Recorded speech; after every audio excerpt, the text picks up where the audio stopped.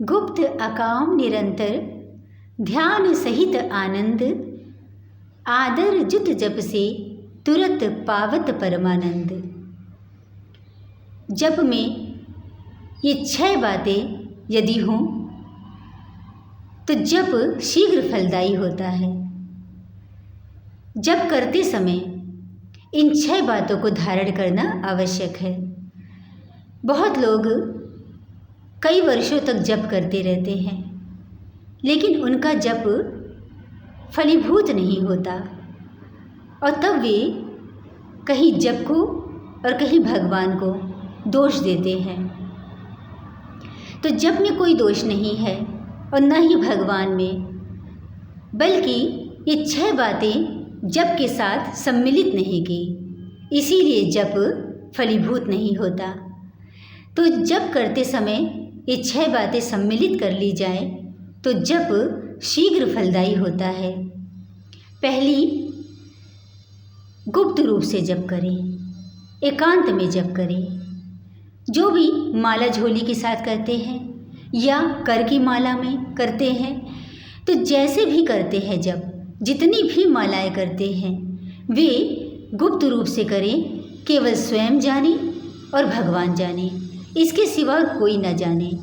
क्योंकि अगर हमारा किया हुआ जप, पूजा आदि कोई जानता है कि हम इतनी मालाएं करते हैं, तो होता क्या है कि उस जप का फल नहीं मिलता, वह नष्ट हो जाता है। इसलिए जप को और पूजा को छिपा कर रखना चाहिए। तो जप गुप्त रूप से करें, एकांत में करें, पहला हुआ। दूसरा, जप कभी भी सकाम भाव से नहीं करना चाहिए, निष्काम भाव से करें। जप में निष्कामता होनी चाहिए। कोई अपनी कामना लेकर जप नहीं करना चाहिए, क्योंकि जप पूर्ण होगा तो स्वतः ही हमारे भीतर जितनी भी कामनाएं आदि हैं वे सब स्वतः ही पूर्ण हो जाएंगी। इसलिए जप निष्काम भाव से करना चाहिए, भगवान की प्रीति के लिए करना चाहिए। ये दूसरा हुआ। तीसरा, निरंतर जप करना चाहिए। निरंतर का अर्थ है कि जो भी मालाएं की हैं, जो भी जप किया है, मंत्र किया है, भगवान का नाम का जप किया है, वह माला करते समय तो हमारे मन में चलता रहे, लेकिन उसके उपरांत भी जब माला हो जाए, वह सुबह करें, शाम करें, संध्या के समय करें, जब भी करें मालाएं, उसके उपरांत जो समय हमारे पास शेष रहता है उसमें वह नाम, वह मंत्र हमारे स्मरण में बना रहे, हमारे ध्यान में बना रहे, वह हम भूले नहीं, सदा सदा हमारे मन में चलता रहे। इसे निरंतर जप करना कहते हैं। चौथा, एकाग्र मन से जप करें। मन हमारा इधर उधर भटक रहा है, जप में नहीं लग रहा है, तो जप व्यर्थ हो जाता है। क्योंकि मन जहाँ जाता है वही वस्तु हमें प्राप्त होती है। मन जहाँ जहाँ भटकता है तो वो वस्तु में अगर मन लग गया तो जप में तो लगा नहीं, तो जप व्यर्थ हो गया। इसलिए एकाग्र मन होना चाहिए जप करने के लिए। एकाग्र मन से किया हुआ जप भगवान को प्राप्त होता है, और जब भगवान को प्राप्त होता है तभी तो उसका फल मिलता है। तो हमें भगवान को जब समर्पित करना है तो एकाग्र मन से जप करना होगा। चौथा हो गया। पांचवा हुआ कि हमें आनंद के साथ जप करना है, क्लेश के साथ नहीं, शीघ्रता के साथ नहीं।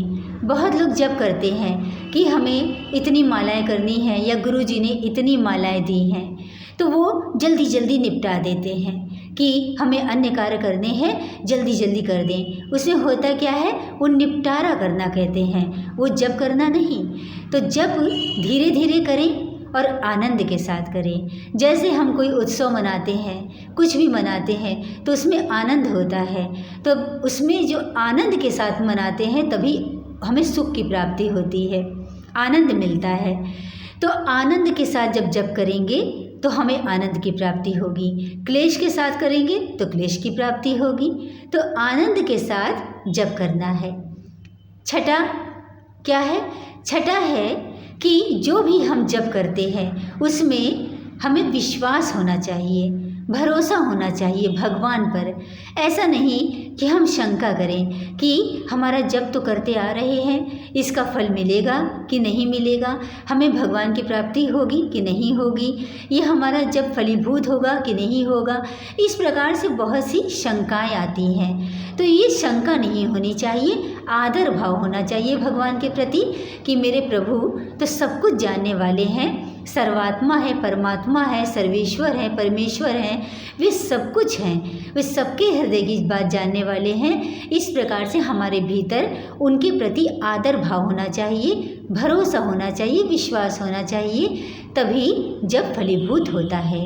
तो ये 6 बातें अगर जप करते समय हम धारण कर लें और लागू कर लें तो हमारा जप निश्चित ही फलीभूत होगा। इनको धारण करके देखिए और देखिए कि जब वो फलीभूत होता है कि नहीं, निश्चित ही फलीभूत होगा।